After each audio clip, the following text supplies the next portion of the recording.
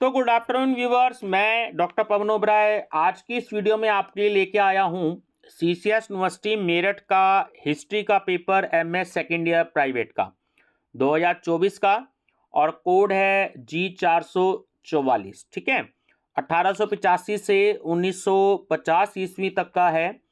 तो बाकी ये मैंने टिक लगा दिए हैं, इस पर सीधा हम क्वेश्चन और आंसर डिस्कस करेंगे।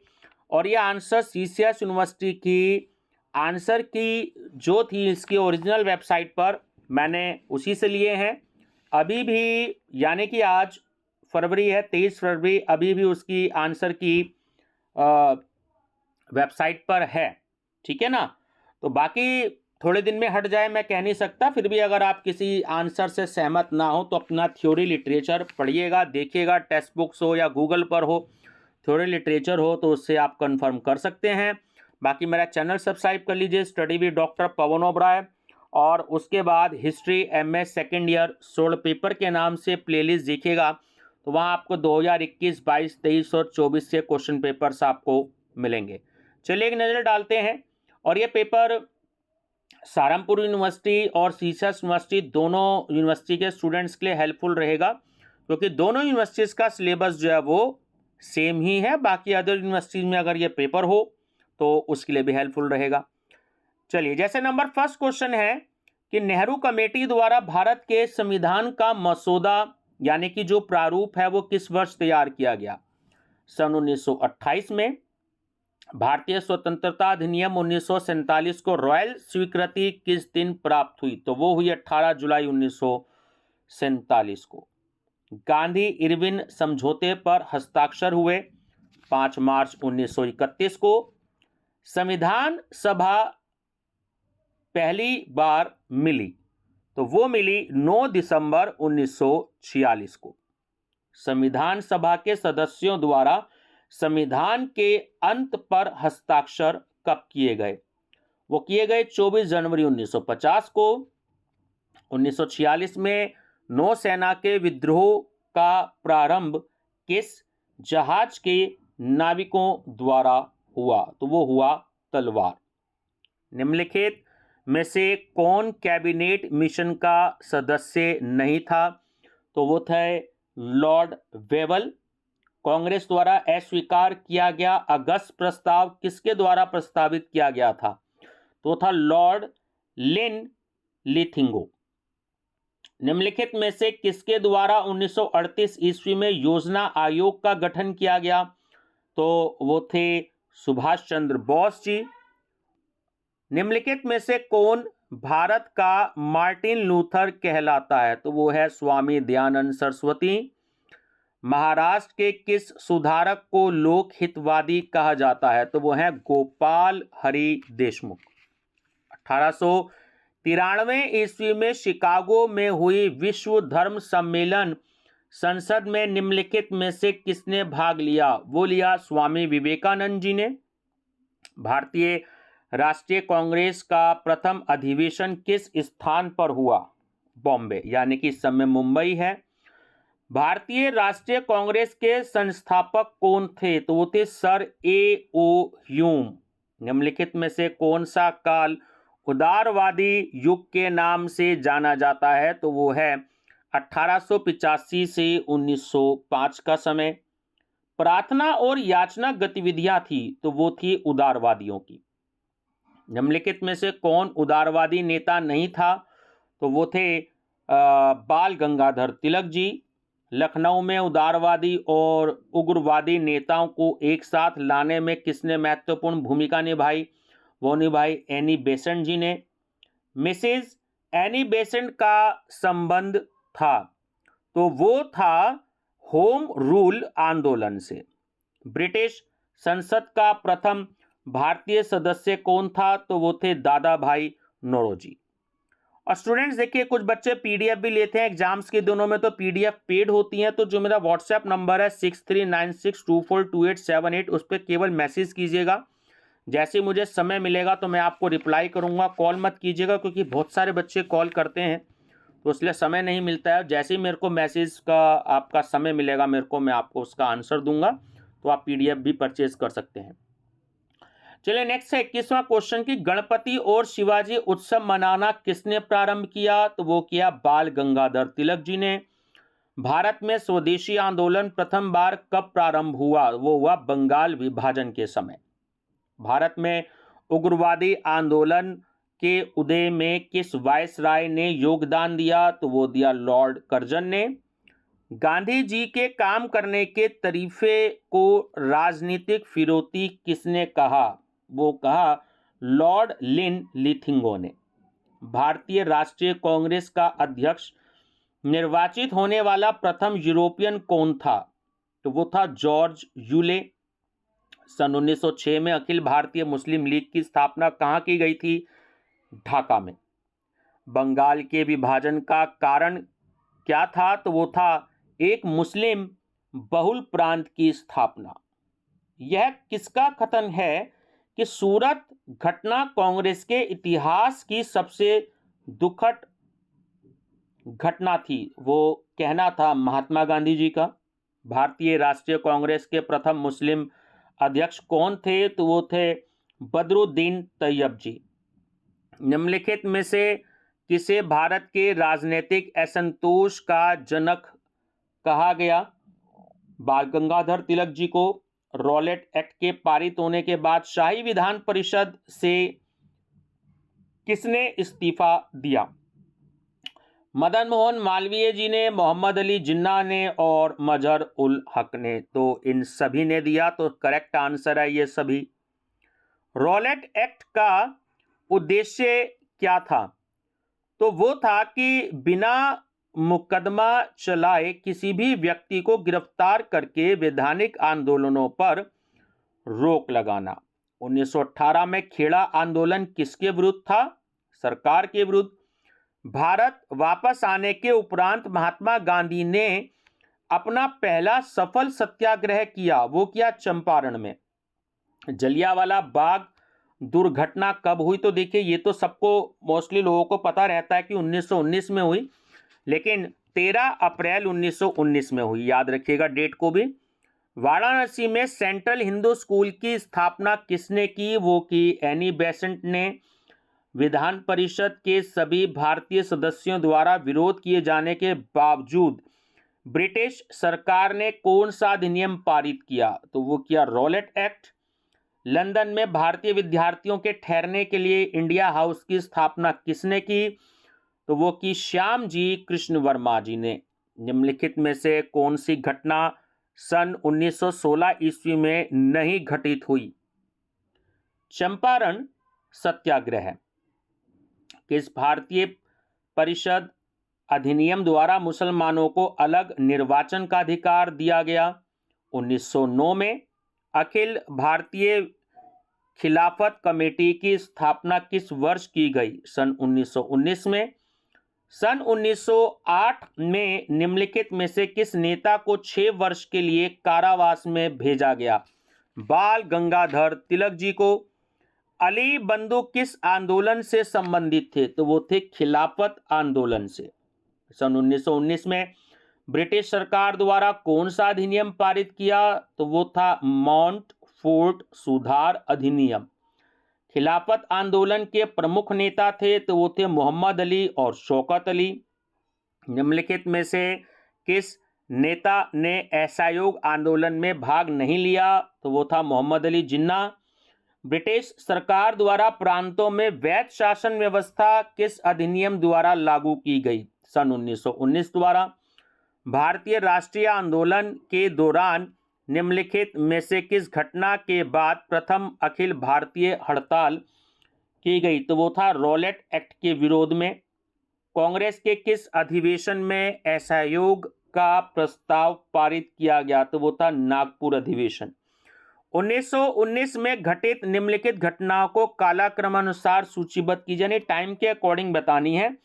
तो ऑप्शन ए करेक्ट है। पहले नंबर पर तो रॉलेट एक्ट ही था, फिर तीसरे नंबर पर था जलियांवाला बाग हत्याकांड, फिर चौथे नंबर पर था रविंद्रनाथ टैगोर द्वारा नाइटहुड को वापस करना, और फिर सेकंड नंबर पर था हंटर रिपोर्ट। ठीक है। महात्मा गांधी के राजनीतिक गुरु कौन थे? तो वो थे Gopal Krishna Gokhale. Indian council act 1982 के तहत क्या क्या हुआ? तो तीनों सही हैं कि शाही विधायिका में भारतीय सदनों की संख्या में वृद्धि हुई, बजट पर चर्चा का अधिकार दिया गया, प्रांतीय विधायिका में भारतीय सदस्यों की संख्या में वृद्धि हुई। तो डी ऑप्शन करेक्ट है ये सभी। भारत शासन अधिनियम 1935 की संघीय सूची में किस प्रकार के विषय थे? तो मुद्रा और सिक्के, विदेशी मामले और नौसेना, सैन्य बल, सैन्य और बल, जनगणना। तो तीनों ऑप्शन इसमें सही थे, है ना। तो डी करेक्ट इसमें सही ऑप्शन है कि ये सभी। लॉर्ड कर्जन ने भारतीय विश्वविद्यालय अधिनियम किस सन में पारित कराया था? तो वो था 1904। किस वायसराय के शासनकाल में भारत की राजधानी कलकत्ता से दिल्ली स्थानांतरित की गई? तो वो था लॉर्ड हार्डिंग। भारत शासन अधिनियम 1935 में प्रांतीय विषयों पर कानून बनाने का अधिकार किसे दिया गया? तो वो दिया गया संघीय विधायिका को। किसके अनुरोध पर गांधी जी ने चंपारण जाने का निर्णय लिया था? तो वो थे राजकुमार शुक्ला। गांधी जी ने सर्वप्रथम आमरण अनशन कब किया था? तो वो किया था अहमदाबाद मिल हड़ताल। निम्नलिखित में से किस अधिनियम के द्वारा प्रांतीय विषयों को हस्तांतरित एवं आरक्षित भागों में विभाजित किया गया? तो वो था मॉन्टेग्यू चेम्सफोर्ड सुधार अधिनियम 1919। निम्नलिखित में से किसकी कांग्रेस ने अपर्याप्त, असंतोषजनक और निराशाजनक कहकर निंदा की थी? तो वो थे मॉन्टेग्यू चेम्सफोर्ड रिपोर्ट 1918। निम्नलिखित में से किस अधिनियम में सिखों को अलग निर्वाचन मंडल प्राप्त हुआ? तो वो था भारत शासन अधिनियम 1919। 1935 के अधिनियम द्वारा स्थापित महासंघ में अवशिष्ट शक्तियां दी गई। तो वो दी गई गवर्नर जनरल को। भारत के लिए कैबिनेट मिशन योजना कब परिकल्पना की गई है? योजना द्वारा परिकल्पना की गई है, तो वह राज्यों का संघ। नेहरू समिति नामक समिति का अध्यक्ष कौन था? तो वो थे मोतीलाल नेहरू। कांग्रेस के किस अधिवेशन में दादा भाई नौरोजी ने कांग्रेस का लक्ष्य स्वराज घोषित किया? तो वो था 1906 के कलकत्ता अधिवेशन में। राष्ट्रीय स्वयंसेवक संघ के संस्थापक कौन है? तो वो है के.बी. हेडगेवार। निम्नलिखित दक्षिण भारत के राज्यों में से कौन सा असहयोग आंदोलन के से लगभग अप्रभावित रहा? तो वो था कर्नाटक। चोरी चौरा हिंसा कांड के बाद गांधी जी द्वारा असहयोग आंदोलन को वापस लेने को किसने राष्ट्रीय आपदा कहा? तो वो कहा सुभाष चंद्र बोस ने। स्वराज पार्टी की स्थापना कब हुई थी? तो वो हुई थी जनवरी 1923 में। स्वराज दल के सचिव कौन थे? मोतीलाल नेहरू जी। 1925 में केंद्रीय विद्यमान सभा का अध्यक्ष कौन चुना गया, जिसे स्वराज दल की महत्वपूर्ण उपलब्धि के रूप में देखा गया? तो वो थे विठल भाई पटेल। 1929 में भारत ट्रेड यूनियन फेडरेशन की स्थापना किसने की? तो वो थे N.M. जोशी। निम्नलिखित दलों में से किसने साइमन कमीशन का बहिष्कार नहीं किया? तो वो थी जस्टिस पार्टी। 1932 के पूना एक्ट के द्वारा दलित वर्ग के लिए पृथक निर्वाचन व्यवस्था को समाप्त करके आरक्षित सीटों की संख्या में कितनी वृद्धि की गई? वो 71 से 147 की गई। 1935 के अधिनियम के अनुसार 1937 के चुनाव के बाद प्रांतों में कांग्रेस मंत्रिमंडल बने। संयुक्त प्रांत के मुख्यमंत्री कौन थे? गोविंद वल्लभ पंत। गांधी जी का दांडी मार्च निम्नलिखित में से किस आंदोलन से संबंधित था? तो वो था सविनय अवज्ञा आंदोलन। उत्तर पश्चिम सीमांत प्रांत में सविनय अवज्ञा आंदोलन का नेतृत्व किसने किया? तो वो थे खान अब्दुल गफ्फार खान। 1939 में फॉरवर्ड ब्लॉक नामक राजनीतिक दल की स्थापना किसने की? सुभाष चंद्र बोस जी ने। लंदन में प्रथम गोलमेज वार्ता कब हुई? सन 1930 में। प्रथम व्यक्तिगत सत्याग्रही के रूप में आचार्य विनोबा भावे ने निम्नलिखित में से किस प्रकार सत्याग्रह किया? तो वो था युद्ध विरोधी भाषण द्वारा। जवाहरलाल नेहरू द्वारा प्रथम बार भारतीय तिरंगा किस जगह फहराया गया? तो वो 1929 में लाहौर में रावी नदी के किनारे। सविनय अवज्ञा आंदोलन शुरू हुआ? तो वो हुआ 12 मार्च 1930 में। यह किसने कहा? मेरे ऊपर किया गया लाठी का प्रत्येक प्रहार ब्रिटिश साम्राज्य के लिए कफन की कील प्रमाणित होगा। लाला लाजपत राय ने।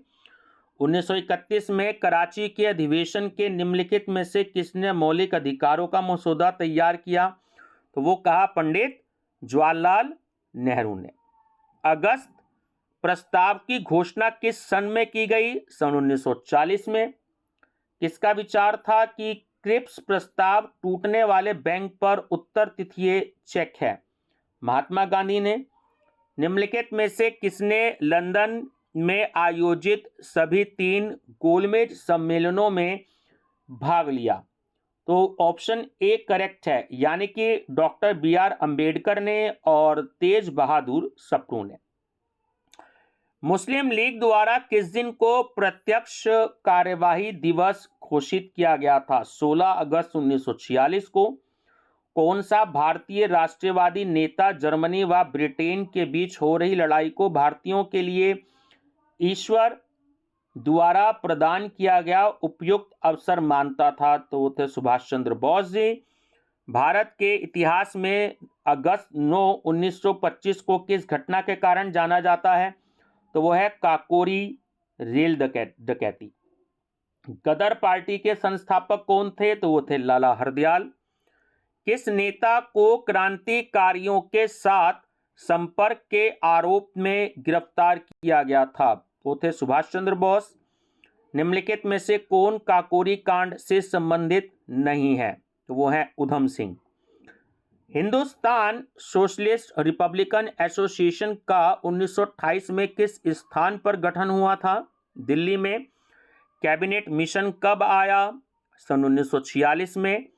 स्वतंत्र भारत का प्रथम भारतीय गवर्नर जनरल कौन था? तो वो थे C राजगोपालाचारी। निम्नलिखित में से किस समाचार पत्र का प्रकाशन महात्मा गांधी के द्वारा किया गया? तो वो था यंग इंडिया। नील दर्पण किसने लिखी? वो लिखी दीनबंधु मिश्रा ने। Indian poverty on and un British rule in India के लेखक कौन है? तो वो है दादा भाई नौरोजी। और लास्ट क्वेश्चन है कि जवाहरलाल नेहरू द्वारा कौन सा समाचार पत्र शुरू किया गया? तो वो था नेशनल हेराल्ड। तो जो महात्मा गांधी जी ने किया उनका था यंग इंडिया, ठीक है, और जो जवाहरलाल नेहरू का था वो था नेशनल हेराल्ड। ठीक है व्यूअर्स, तो वीडियो का लिंक अपने दोस्तों को भी शेयर कीजिएगा और प्लेलिस्ट विजिट करते रहिएगा history MA second year solved paper. Thank you and best of luck.